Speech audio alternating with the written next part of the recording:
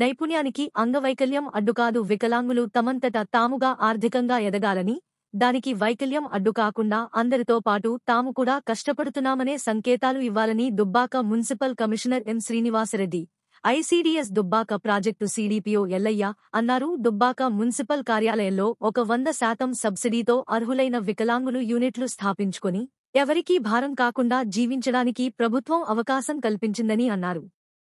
ఇందుకుగాను అర్హులైన వికలాంగుల ఎంపిక దుబ్బాక మున్సిపల్ కార్యాలయంలో నిర్వహించారు. ఈ సందర్భంగా వారు మాట్లాడుతూ వికలాంగులు ఆత్మస్థైర్యం కోల్పోకుండా అన్ని రంగాల్లో ముందుండి పోరాడాలన్నారు.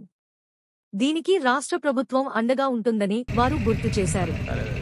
అన్ని రంగాల్లో వారిని ప్రభుత్వం ప్రోత్సహిస్తుందన్నారు.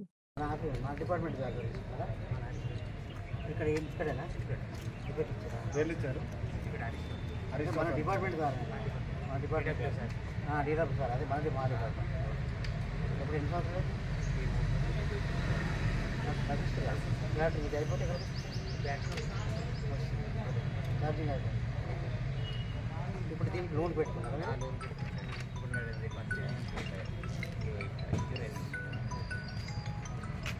ఏం చేస్తున్నారు? నడుస్తుంది ఆల్రెడీ.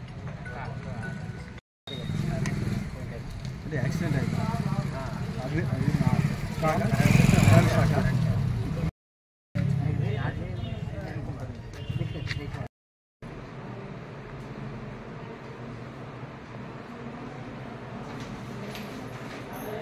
సరే చూద్దాం.